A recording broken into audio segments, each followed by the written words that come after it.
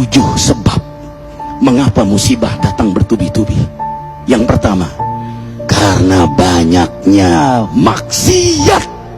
Surah Yasin ayat 19 yang kita baca setiap hari. Kemalangan terjadi, musibah terjadi, malapetaka terjadi karena dosa keterlaluan kalian kepada Allah.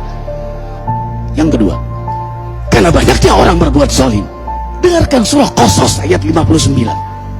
Kami tidak akan menghancurkan satu daerah kecuali para penduduknya banyak berbuat zalim.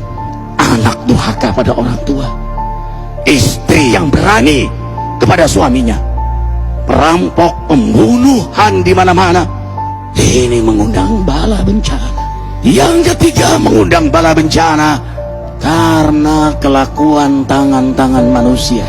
Rum 41. Telah tampak kerusakan di daratan dan lautan karena tangan-tangan jahil manusia, agar mereka merasakan akibat perbuatan mereka.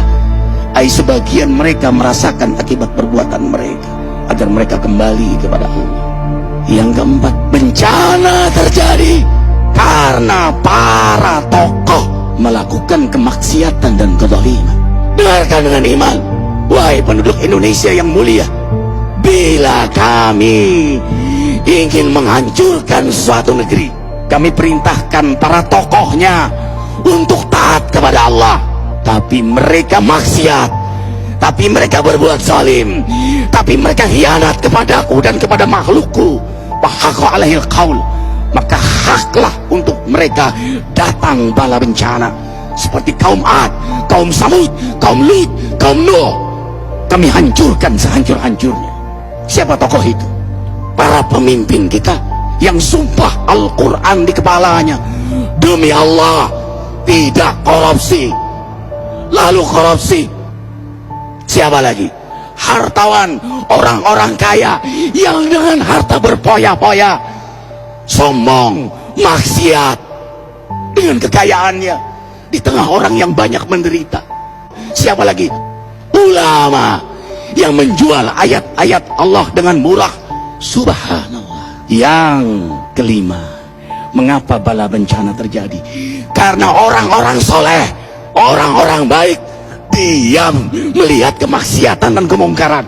Surah Al-Anfal ayat 25. Takutlah kalian dengan musibah yang tidak hanya menimpa orang yang maksiat, orang yang berbuat zalim, tapi juga kalian orang-orang soleh.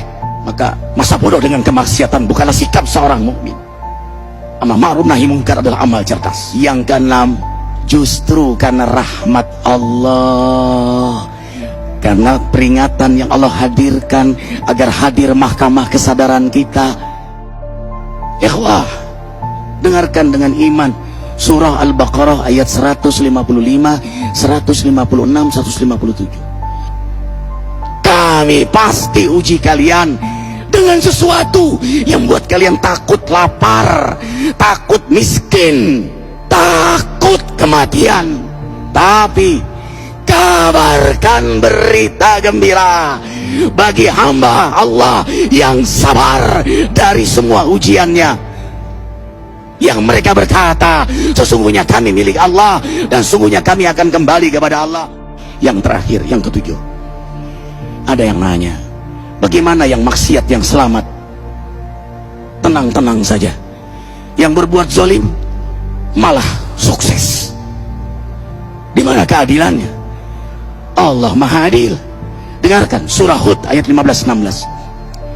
Barang siapa mencari kesenangan dunia, lalu dia menghalalkan semua cara, apa kata Allah?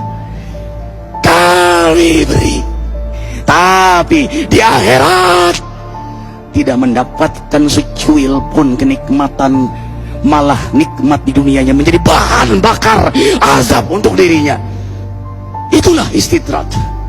Lalu apa sikap kita sekarang? Orang beriman menjadikan peristiwa apapun sebagai jalan untuk mendekatkan dirinya kepada Allah.